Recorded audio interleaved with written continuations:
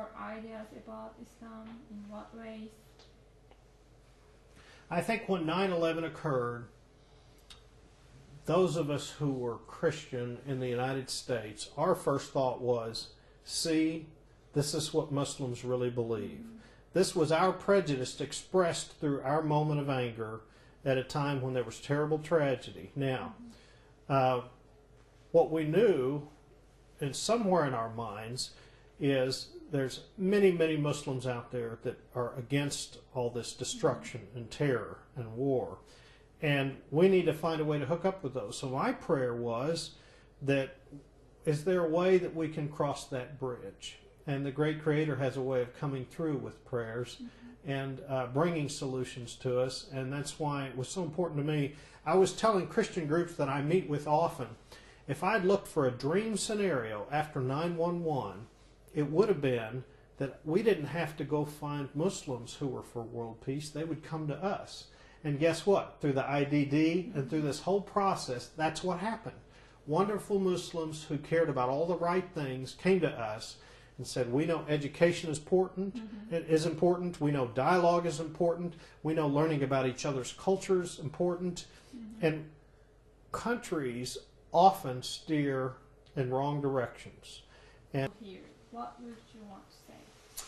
I want to say join in this effort for us to get to know each other, to care about each other, to offer dignity and love and respect for each other, because what's at stake is world peace. We have to learn that we can either talk to each other and care about each other, or we can shoot each other and destroy each other. And unfortunately, there's a certain sliver of people that have decided to do the destructive things, and it's made all the rest of us paranoid. We've forgotten we've been empowered by the Creator to make this a better world in many, many ways. And so I'm humbled to see that there's a strong movement along this line. And I would say to people out there, let's join in this. This is worth your career. It's worth your family. It's worth what your vacations are about. It's worth what your resources should go to, because we've been called by God to do no less. And so I would say, let's be the people we've been called to be. To promote dialogue and cooperation among cultures and beliefs through direct first-hand experience.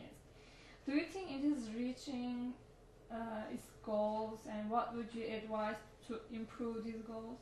I do think it's reaching its goals. What I would advise to continue along that line, and I'm very humble about this because I've seen so many wonderful things they've done, is that we who are non-Muslim cultures get involved in this, and we who are we who are Christian cultures, which is so many folks in the world are Christian, need to take this seriously and make it a part of our agenda.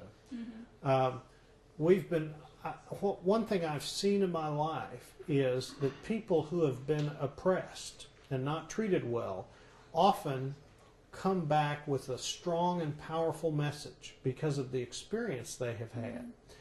And that's the time to listen. I think it's important that Christians and democracies listen to this offer of goodwill, and I hope to be a part of that.